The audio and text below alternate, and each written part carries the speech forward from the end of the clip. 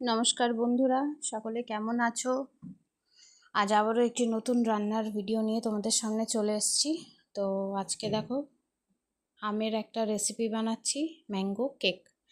তো দেখতে থাকো, আশা করি ভিডিওটা তোমাদের ভালোই লাগবে। তো দেখো, তার জন্য প্রথমেই দুটো আম নিয়ে ভালো করে ধুয়ে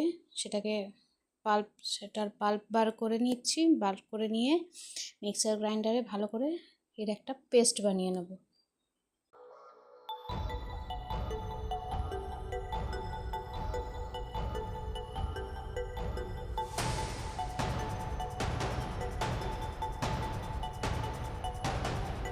তো দেখো, ওই আমগুলো যথেষ্ট মিষ্টি, তাই জন্য খুব বেশি চিনি আমি অ্যাড করলাম না। ওই বড় চামচের 1.5 টেবিল চামচ মতন অ্যাড করেছি।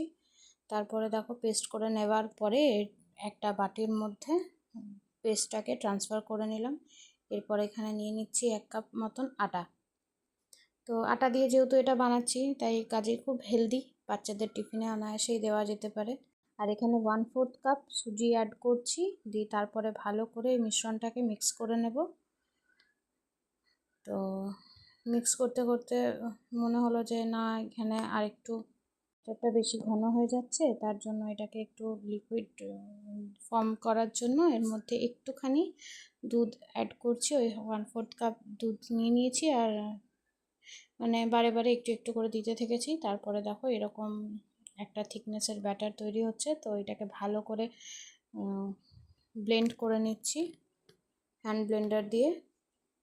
ভালো করে ব্লেন্ড করে নেবার পরে ওই যে আমার ছোট্ট সদস্য, আমার মেয়ে হাত লাগিয়েছিল, মা করতে দেখেছে, দিয়ে বলছে মা আমি একটু ব্লেন্ড করবো। আমি ঠিক আছে করো, বাট দেখো ফেলো না, করো না। তো ব্লেন্ড করা হয়ে গেছিলো, দিয়ে তারপরে এটাকে ওই 15 মিনিটস মতন রেস্টে রেখেছিলাম। তারপরে এর মধ্যে বেকিং সোডা দিয়ে দিলাম 1 টিস্পুন। তারপরে আবারও ভালো করে মিশ্রণটাকে মিক্স করে নিচ্ছি। আর 1 টিস্পুনেরও মানে কম, 1/2 টিস্পুন দিয়ে দিলাম বেকিং পাউডার।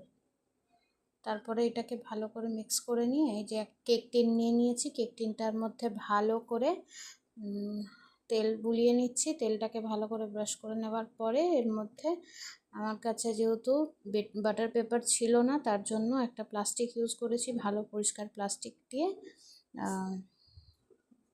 তার মধ্যে এটাকে দিচ্ছি। তা প্লাস্টিকটাতে ভালো করে অয়েল দিয়ে গ্রিস করে নিয়েছি। তারপরে ব্যাটারটা দিয়ে দিলাম। ব্যাটারটা দিয়ে দেওয়ার পরে ভালো করে সেট করে নিচ্ছি, যাতে কোথাও কোনো হাওয়া কোনো রকম ঢুকে না থাকে।